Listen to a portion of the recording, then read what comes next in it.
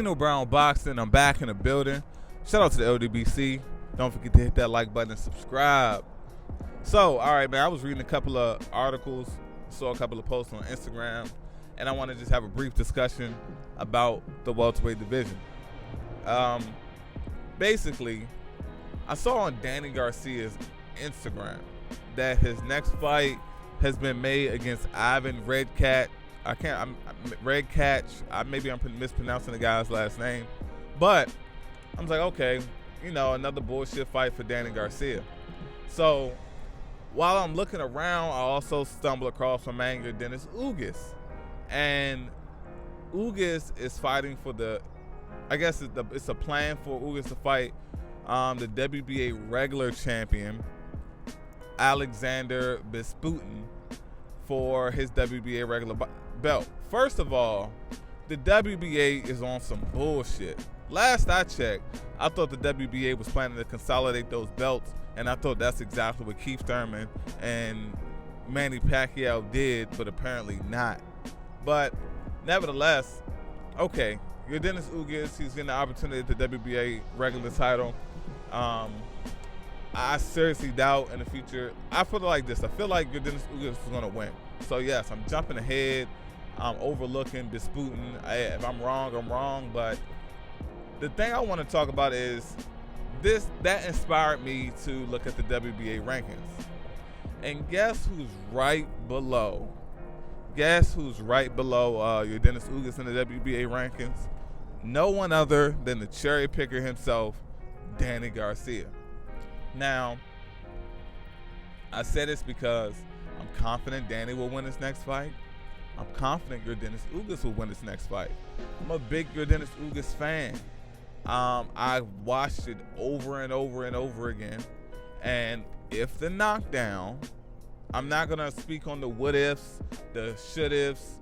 The reality is Yordenis Ugas landed a punch on Sean Porter in that fight. And the next events that followed was an official knockdown based off the rules of boxing. So mathematically, and I understand Sean Porter could have got knocked down and he could have fought the fight differently, but that could have ultimately ended for a win for Sean Porter or a win for Yordenis Ugas. But based off the chain of events that followed afterwards, mathematically, Ugas would have won the fight if that knockdown was counted. And it wasn't. No one other than fucking Jack Reese inserted himself again and robbed Yordenis Ugas of its opportunity to become a champion. With that being said, I'm all about Ugas getting his opportunity. I'm all about Ugas boosting his name recognition. If Ugas wins this WBA regular title, and Danny Garcia will be the #1 ranked guy, and if the WBA has not changed the rules, Manny Pacquiao doesn't have any mandatories.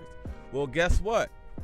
That would make Danny Garcia the mandatory for Yordenis Ugas.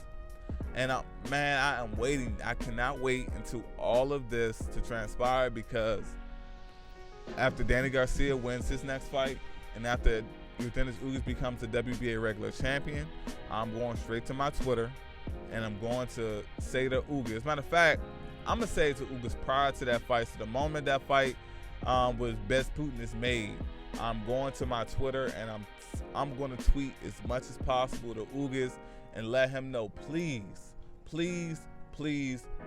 call out Danny Garcia and Manny Pacquiao after you become the WBA regular champion. That's just my take on it, and I just want to see how Danny Garcia reacts to being called out by Yordenis Ugas, especially when you're in a sanctioning body and he has a belt, WBA regular title or not, and you don't have shit. You can be ranked #1, but I want to see if Danny Garcia hops on that opportunity, and it'll just be very interesting to me to see how things trickle down from there. A lot of people defend Danny Garcia and say he's not a ducker. Well, an opportunity to fight Yordenis Ugas is approaching. It's coming in the future, as long as Danny Garcia handles his business and Ugas handles his business in their next fight. That's an opportunity for those two guys to clash. And that fight, the winner of that fight, things can definitely segue of Danny Garcia possibly getting a fight with Errol Spence or Manny Pacquiao or whoever else is floating around the welterweight division. So we'll see how everything plays out, but I'm definitely on a mission to just put my fingerprints on the possibility of it being a fight with Danny Garcia and Yordenis Ugas.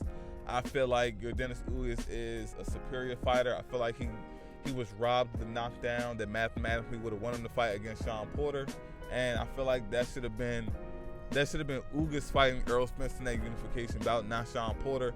Even though Sean Porter did a wonderful job and I was definitely entertained, and he earned a whole lot of my respect just based off of Jack Reese inserting himself once again. Hey man, the best of luck to Ugas, and even with Danny Garcia, shit, it's no guarantee that Ugas will beat Danny Garcia, but I just want the fight to happen. It's Nino Brown Boxing. Shout out to the LDBC, and I'm out.